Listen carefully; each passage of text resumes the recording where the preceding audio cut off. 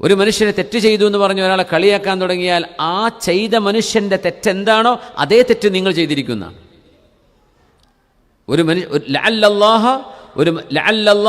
പക്ഷേ അല്ലാഹു സുബ്ഹാനഹു വ തആല ആ മനുഷ്യന് മാപ്പ് കൊടുക്കുകയും വയബ്തലീക ബിഹി, അല്ലാഹു തആല ആ മനുഷ്യനെ ആ തെറ്റിൽ നിന്ന് കരകയറ്റുകയും കളിയാക്കിയ നിങ്ങളെ അതേ തെറ്റിൽ അല്ലാഹു പെടുത്തുകയും ചെയ്യുന്ന. ഇതെപ്പോഴും മനസ്സിലാക്കേണ്ട വിഷയമാണ്.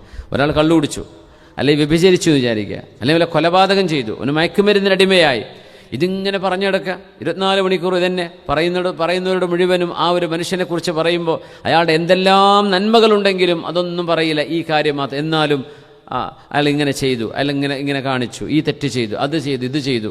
ഒരു മനുഷ്യൻ എന്തെല്ലാം നന്മകളുണ്ടാവും. ഒരു മനുഷ്യൻ നിങ്ങൾ ആ തിന്മയാണ് കാണുന്നതെങ്കിൽ ആ തിന്മ നിങ്ങളിലോ നിങ്ങളുടെ മക്കളിലോ അള്ളാഹു നിങ്ങളെ പരീക്ഷിക്കും, അത് തെറ്റാണെങ്കിൽ. അതുകൊണ്ട് ആരെയും ഒരു തെറ്റ് പറഞ്ഞുകൊണ്ട് കളിയാക്കരുത്, പരിഹസിക്കാൻ പാടില്ല. കാരണം ഇതൊക്കെ ഇബ്തിലാഇൻ്റെ ലോകമാണ്, ഇത് പരീക്ഷണത്തിൻ്റെ ലോകം. ഇവിടെ ആരും പെർഫെക്റ്റ് അല്ല.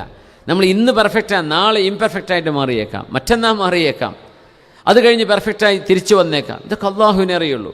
അള്ളാഹു സുബ്ഹാനഹു വ തആല ആജാലുകളും അമാലുകളും അർസാക്കുകളും അള്ളാഹു രേഖപ്പെടുത്തി വെച്ചിരിക്കുകയാണ്. അതുകൊണ്ട് മൂസ നബിയെ ഖുല്ലിൽ മുദ്നിബീന നാജിബീൻ, സങ്കടപ്പെട്ട് കരയുന്ന തെറ്റ് ചെയ്തു പോയ ആളുകളോട് പറയണേ, അബ്ശിറു, നിങ്ങൾ സന്തോഷിച്ചോളൂ. വഖുല്ലിൽ ആമിലീനൽ മുഅ്ജബീന ഇഖ്സഉ, കർമ്മങ്ങൾ ചെയ്ത് അമലുകൾ ചെയ്തിട്ട് അഹങ്കാരത്തോടുകൂടെ നടക്കുന്നവരോട് പറയണേ, ഇഖ്സഉ, നിങ്ങൾ നാണം കെട്ടുപോകട്ടെ എന്ന് പറയണമേ എന്ന് അല്ലാഹു കലീമുല്ലാഹി മൂസ അലൈഹിസ്സലാമിനോട് പറയാം. സുബ്ഹാനല്ലാഹ്. ഇതിൽ വലിയൊരു മഅനയുണ്ട്.